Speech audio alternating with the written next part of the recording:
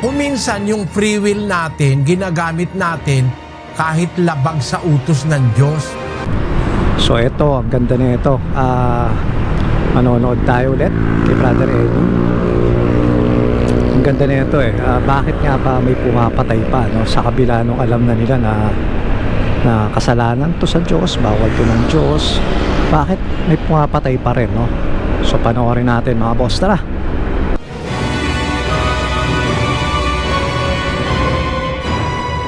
Kung minsan yung free will natin, ginagamit natin kahit labag sa utos ng Diyos.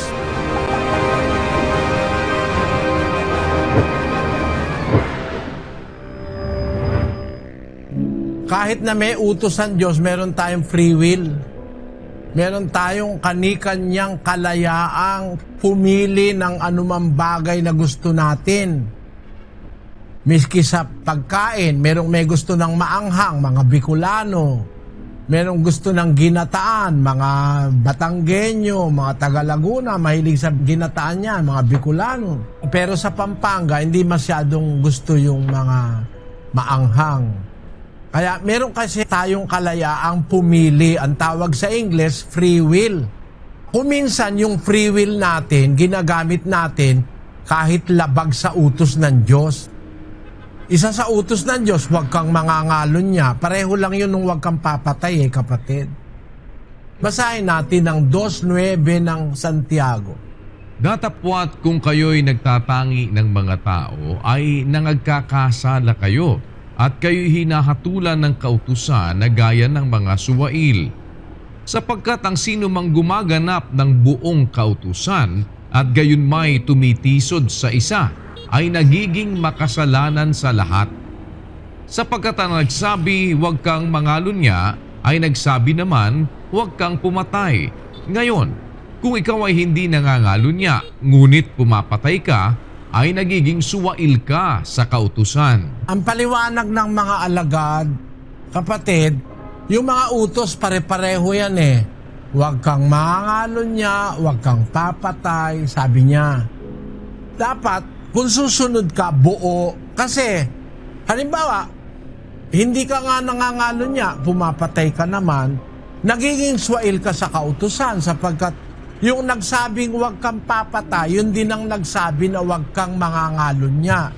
Ano ibig kong sabihin, kapatid? Para lang yung nangangalo niya, sabi na nga ng Diyos, huwag mangangalo niya. May mga lalaki, 4 ang asawa. May babae, 6 ang asawa.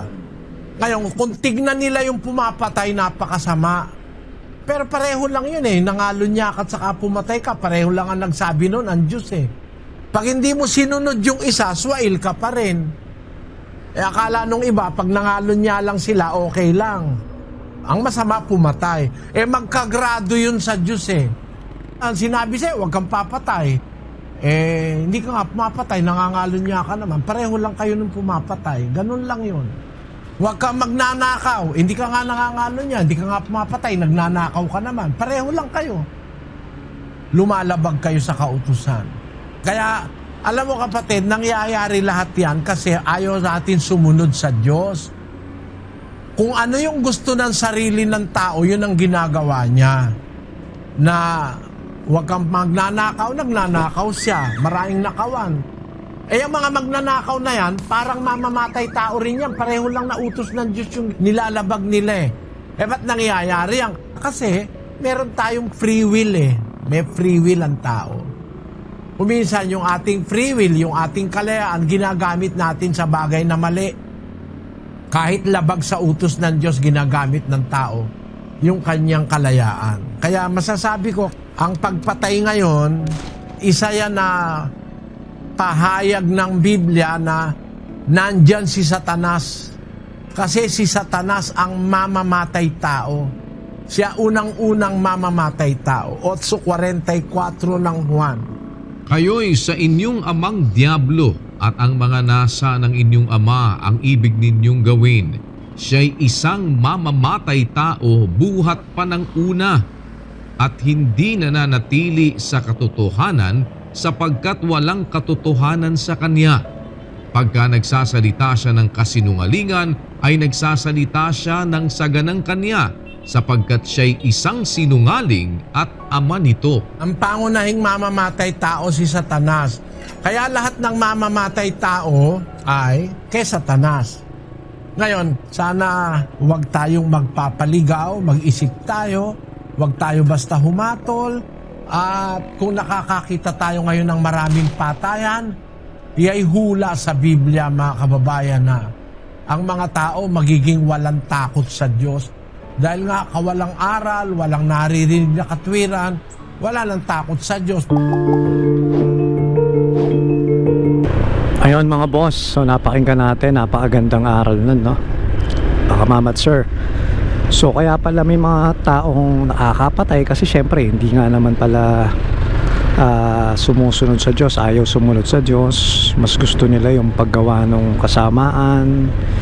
So parehas din pala yun, no? Yung pagnanakaw, yung pagpatay, yung pangangalo niya, no? May asawa ka na, nangangalo niya ka pa, 3 babae mo, 5, 7, 8. So parehas lang, magkagrado lang ayon sa Biblia, no? Dahil syempre parang suwail ka sa isa, sumusunod ka nga sa isa pero nangangalo niya ka naman, so suwail ka pa rin sa kautusan ng Diyos. So parang magkagrado lang yon. So para dapat gawin mo lahat, no, yung kautusan ng Diyos. Kung bawal niya to, kang gagawa nun, ba? Huwag mong gagawin yung pinagbabawal ng Diyos para hindi ka nagiging suwail sa isang kautusan. So napakinggan natin mga boss, napakaganda nun. So please like and share at kita-kits na lang sa next video natin mga boss. So bye for now, peace out.